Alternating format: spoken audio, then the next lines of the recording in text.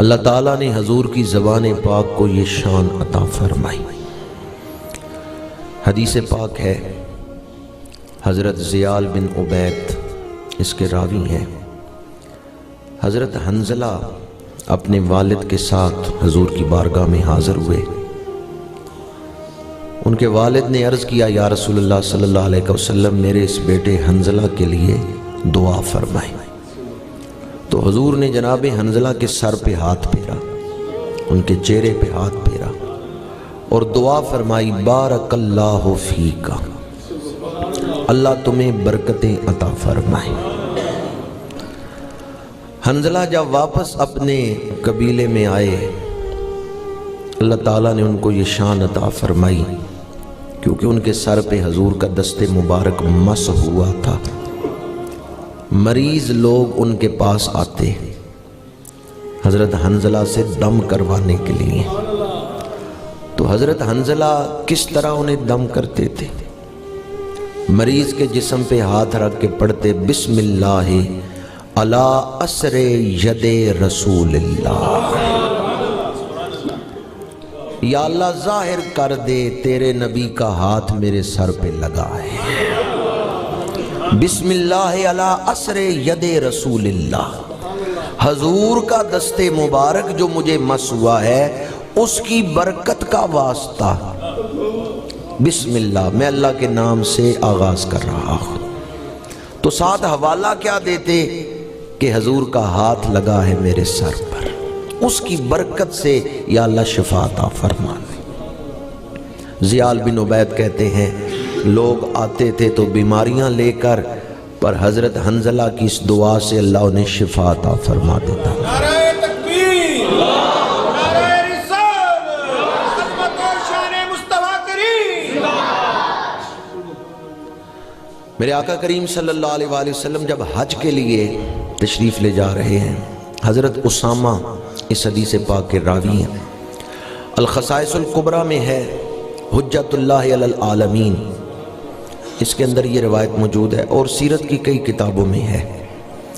جب حضور حج کے لیے تشریف لے جا رہے ہیں، روحہ کے مقام پر حضور سواری پہ تشریف فرما ہے، ایک عورت آپ کی سواری کی طرف آ رہی ہے اور بچہ اس نے گود میں اٹھایا ہوا ہے،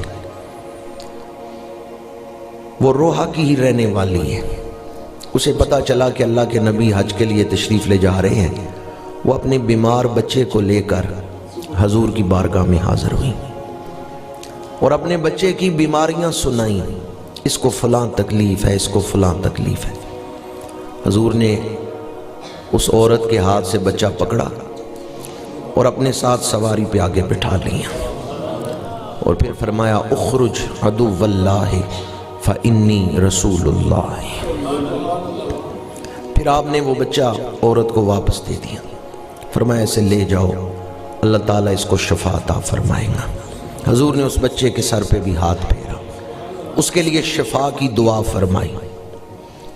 حضور آگے تشریف لے گئے۔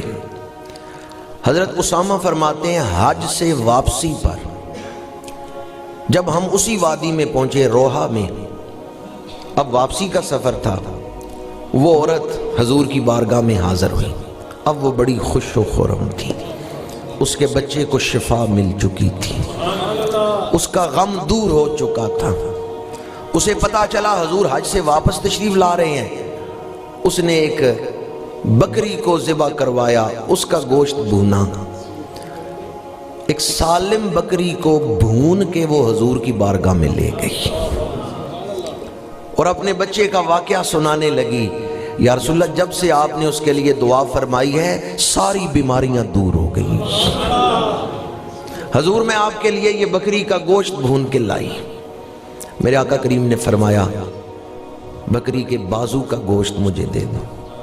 اس نے بازو کا گوشت پیش کیا۔ الخصائص الکبریٰ میں ہے اور حجت اللہ علی العالمین میں ہے، حضور نے دوبارہ فرمایا، بکری کے بازو کا گوشت مجھے دو۔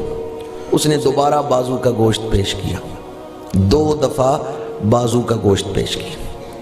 حضور نے تیسری دفعہ فرمایا کہ بکری کے بازو کا گوشت لاؤ۔ وہ عورت عرض کرتی ہے، یا رسول اللہ صلی اللہ علیہ وسلم بکری کے 2 ہی بازو ہوتے ہیں۔ اب میں کتابوں کے حوالے دے چکا ہوں، ذرا دل تھام کے سنیں حضور نے کیا ارشاد فرمایا ہے۔ فرمایا فوالذی نفسی بیدہ لو سکت تناولنی ذراعا ما قلت لک ناولینی ذراعا۔